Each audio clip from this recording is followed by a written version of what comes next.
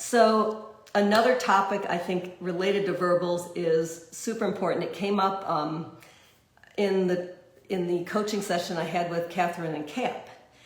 And this idea of when we're training independent verbals.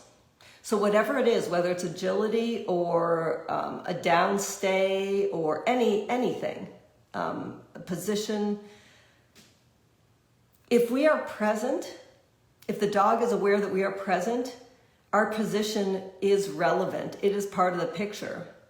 So it's really important when we're trying to be neutral and focus purely on the verbal is early on to be rotating 90 degrees, to be stepping back 1 foot, to be, crouching over the dog, to be, pushing pressure on, to be, these are just random things that not all apply to everything, but to be even standing, slightly facing away from the dog, to be looking at the dog, to not be looking at the dog, to be sitting on the porch steps, to be sitting on the floor.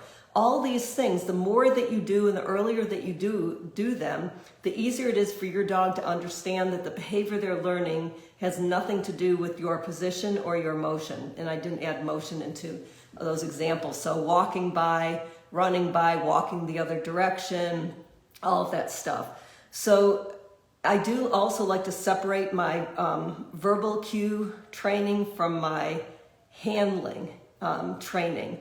And I do them both early on. So I'm not just going to focus on verbal for, let's say, wrapping around a barrel or a cone. I'm not just going to do that for months at a time until, my dog can do it with me, sitting on the sofa. I'm going to be doing some other sessions that are showing my dog the kind of handling they're going to see, which in a way is beginning to prove motion.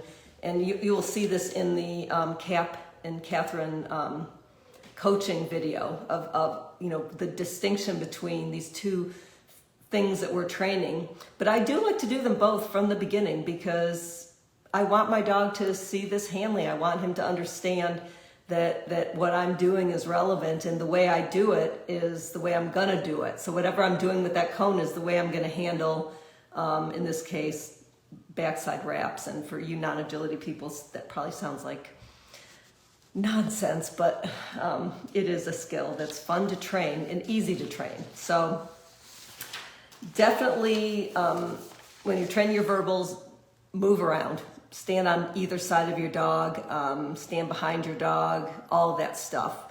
And it's a great skill for if you're feeling very low energy, you could just sit there or stand there and let your dog do all the work, which is like, I'm all about that lately. What can I say?